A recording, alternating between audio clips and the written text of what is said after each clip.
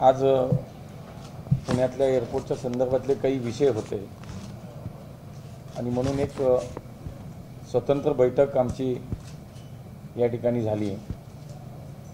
त्याच्यामध्ये नवीन टर्मिनलचं प्रत्यक्षात ऑपरेशन म्हणजे प्रत्यक्षात काम सुरू होणं, आज पार्किंग बेला एअर इंडियाचं जे काही एअरक्राफ्ट आहे त्याचा जो काही ॲक्सिडेंट झाला आणि काही दिवस त्या ठिकाणी ते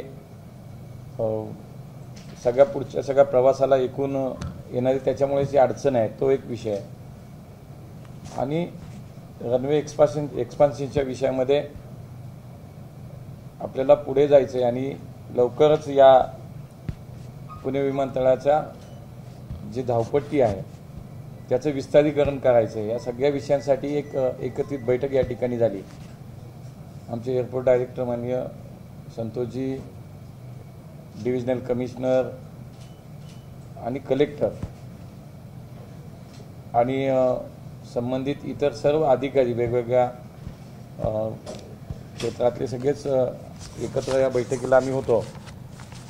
प्रामुख्याने पहिला विषय जो होता तो रनवे विस्तारीकरणाचा एक्सपान्शनचा जो विषय होता त्याच्यामध्ये बरंचसांनी सविस्तर माहिती काल आपल्या सगळ्यांना दिली आहे। आज या ठिकाणी जी काही या विषयातली माहिती होती की जी काही 35 एकर जागा आपल्याला संपादित करायची आहे त्याच्यासाठीचा भूसंपादनाचा एक चांगला ऑप्शन हा द्यायचा आहे आणि लवकरात लवकर ही जागा ताब्यात घेण्यासाठी म्हणून जी प्रक्रिया करायची त्यातली बऱ्यापैकी प्रक्रिया पूर्ण झाली आहे। जी काय जागा आपण संपादित करणार आहोत 35 एकर त्याचा जो परतावा द्यायचा आहे, त्याचा जो मोबदला द्यायचा आहे, शेतकरी असो किंवा जो जमीन मालक असेल तर त्याच्यामध्ये 60% रक्कम ही राज्य शासन देणार, 20% रक्कम ही पुणे महानगरपालिका PMC देणार, 10% रक्कम ही PCMC आणि 10% रक्कम ही PMRDA। माननीय राज्याचे मुख्यमंत्री एकनाथजी शिंदे साहेब, माननीय देवेंद्रजी, माननीय अजितदादा यांनी सुद्धा या विषयाचा पाठपुरावा सातत्यानं केलेला आहे। माननीय मुख्यमंत्री साहेबांनी पत्रावर केला, माननीय देवेंद्रजी सातत्यानं या विषयात लक्ष घालतायत, अजितदादांनी बैठक घेतली। कारण भूसंपादन हा विषय हा राज्य सरकारचा असतो त्यामुळे या संदर्भातली एक प्रक्रिया निश्चितपणे या माध्यमातून होणं अपेक्षित आहे आणि म्हणून असं सूत्र ठरलेलं आहे। आणि आता फक्त OLSचा जो सर्वे आहे ज्याला MODची मान्यता लागते ती MODची मान्यता OLSच्या सर्वेसाठी जी अपेक्षित आहे ती फक्त आता राहिली आहे। त्यामुळे त्वरित या विषयात आता दिल्लीला गेल्यानंतर माननीय राजनाथ सिंग साहेबांची आम्ही भेट घेणार आहोत आणि त्यानंतर एक विचार असा आहे की हे सगळं प्रकरण जर अजून वेगाने पुढे न्यायचं असेल तर याच्यामध्ये माननीय राजनाथ सिंग साहेब यांच्यासोबत एखादी VC किंवा जर फिजिकली बैठक करता आली तर ते राज्याचे मुख्यमंत्री, उपमुख्यमंत्री दोन्ही, त्याच्यानंतर हे जे काही वेगवेगळ्या अथॉरिटीज आहेत म्हणजे आमची मिनिस्ट्री असेल, त्याच्यानंतर MOD असेल, अशा सगळ्यांची एकत्रित बैठक लवकरात लवकर करणं आणि या विषयाला वेग देणं अशी एकूण आजच्या बैठकीतनं जे काही चर्चा झाली त्याच्यातनं आम्ही निर्णय केला। दुसरा विषय एअरक्राफ्टचा होता की गेले जवळपास 20 दिवस होऊन गेले, 25 दिवस झाले की त्या ठिकाणी एअर इंडियाचे एअरक्राफ्ट ज्याचा अपघात झाला आणि त्यामुळे प्रचंड त्रास या सगळ्या ऑपरेशनच्या याला होतोय आणि म्हणून आज आम्ही त्याची प्रत्यक्ष पाहणी केली। त्यांची टेक्निकल टीम सुद्धा या ठिकाणी आलेली आहे आणि इन्स्पेक्शन करून दुरुस्तीला DGCAने मान्यताही त्यांना दिली, त्यामुळे त्यांची टीमही आलेली आहे।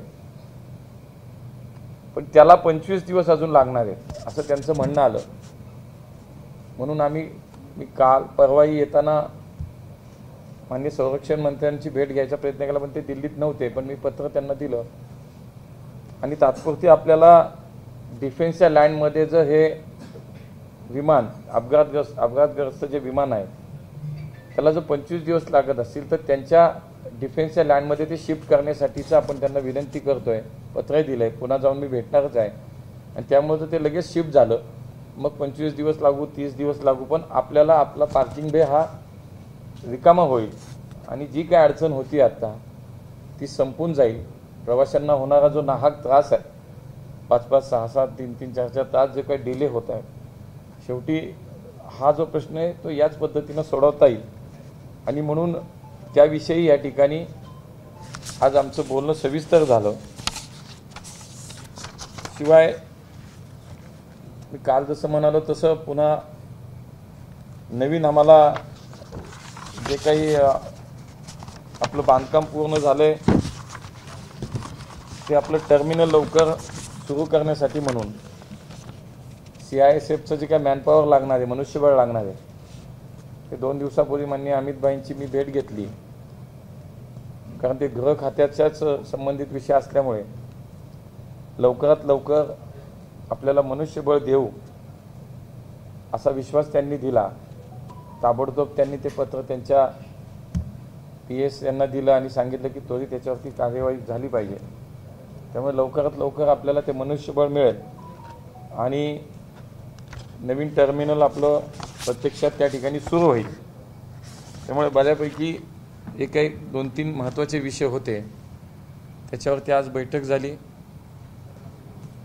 पुढच्या सगळ्या याच्यामध्ये रनवेचं एक्सपान्शन, टर्मिनलचं लवकर ऑपरेशन सुरू होणं आणि एअरक्राफ्टचा विषय, या तिन्ही विषयात आज चांगली बैठक झाली. मला विश्वास आहे की पुढच्या सगळ्या काही दिवसात हे सगळे विषय निश्चित वेगानं मार्गी लागतील. मी आता परत दिल्लीला जाणार आहे. माननीय गृहमंत्र्यांनी लगेचच निर्देश दिलेले आहेत. त्यामुळे आम्हाला मॅनपॉवर मिळाली की लगेच हे सुरू होईल. तर मी तर भेटलो, पत्र बोलणं झालं, त्यामुळे ते लगेच देतो असं म्हणाले. त्यामुळे मी आता जाऊन भेटणार. परत मला असं वाटतं फार वेळ लागणार नाही त्याच्यात. सॉरी,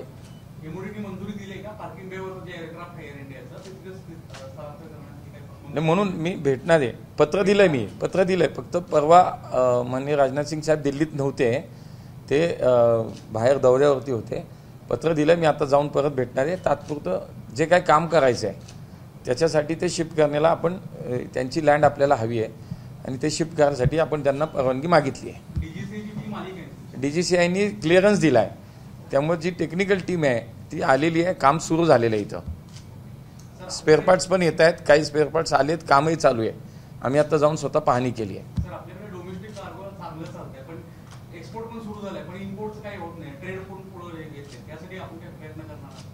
नाही, आता हळूहळू सुरू झालं. एक एक विषय जे आत्ता आहेत एकामागे एक सगळेच विषय आपण पूर्ण करणार आहोत. त्यामुळे ते नेमकं पुढच्या काळामध्ये त्याचं काय आहे ते बघू. एकदा माहिती घेतो, मी पण माहिती घेतो.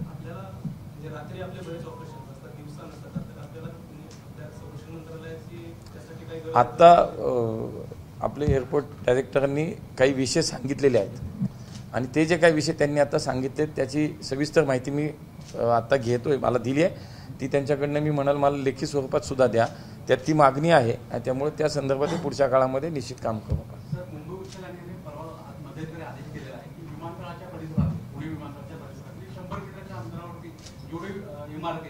सर्वेक्षण करायचं सुरक्षेच्या दृष्टिकोनातून त्यात एरोमॉल देखील आहे, जे विमानतळाची प्रॉपर्टी आहे. हे कुठपर्यंत आलंय काय आणि हे जर 100 मीटर मी माहिती घेतो. आता तुम्ही मला सांगताय, मला काही 2च दिवस झालं चार्ज घेतलेला, त्यामुळे मलाही माहिती घ्यावी लागेल या विषयाची. थोडंसं मी डायरेक्टरांशी बोलून मी माहिती घेतो.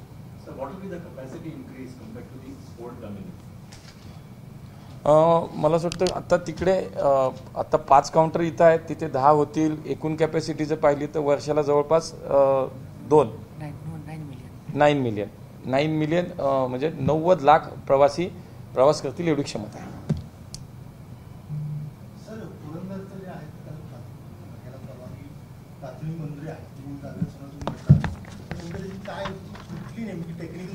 कुठल्या स्टेजला आणि त्याचं आता पुरंदरच्या विषयात मी काल खूप सविस्तर माहिती आपल्याला सगळ्यांना दिली आहे. आता त्या विषयात सुद्धा आता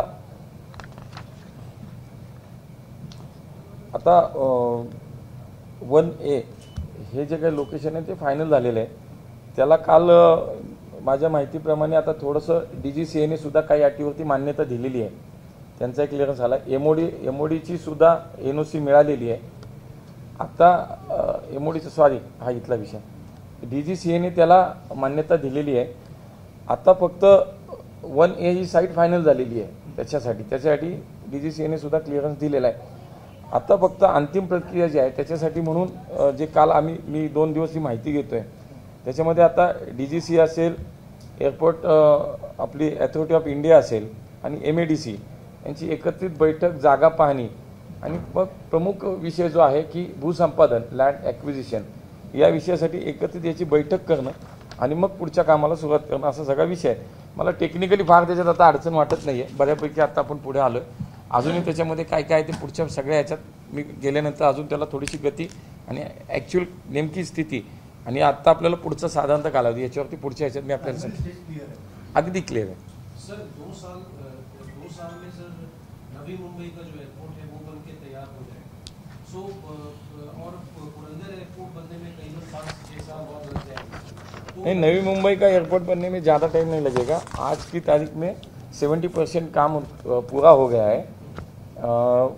जो डेडलाइन थी वो दिसंबर 2024 थी, लेकिन जो काम अभी बाकी है 30% काम तो बाकी है. तो जो अभी तारीख आई है वो तो मार्च 2025 में मार्च महीने में शायद वो सब काम पूरा होगा. हाँ, ऐसा मुझे विश्वास है. तो पुणे से सर वो नवी मुंबई का कनेक्टिविटी के लिए सर कुछ कर रहे हैं? वो तो अलग सी बात है. ठीक है, उस पर बात कुछ सोचा है, लेकिन अभी वो फिजिबल है नहीं है उसके बारे में मैं सोच रहा हूँ. लेकिन मुझे फिजिबिलिटी रिपोर्ट अगर आती है तो बाद में मैं बोलूँगा. उसके लिए कुछ ना कुछ प्लान है.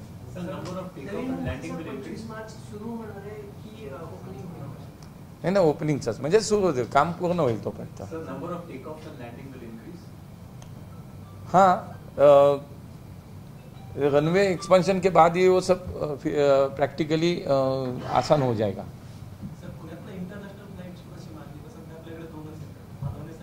त्यासाठीच हे झालेलं आहे. टाईप तुम्हाला सांगतो, टाईप D आणि टाईप E या प्रकारची जी विमानं आहेत ही जर तुम्हाला इंटरनॅशनलसाठीच लागतील, आपल्याला टाईप E वगैरे, तर त्यासाठी तुम्हाला मुळात रनवेचं एक्सपेन्शन केलं पाहिजे, रनवेचं विस्तारीकरण केलं पाहिजे. त्याशिवाय ते होणार नाही. आणि म्हणूनच हे चाललंय. ज्यावेळेला 35 एकर जागा आपल्या ताब्यात येईल, काम होईल, त्यावेळेला प्रचंड प्रमाणात आपल्याकडे पाहिजे त्या ह्याच्यात आपल्याला इंटरनॅशनल आपल्याकडे हे खूप वाढतील. आपल्याला काय नाही, तेच चालू आहे ना आता.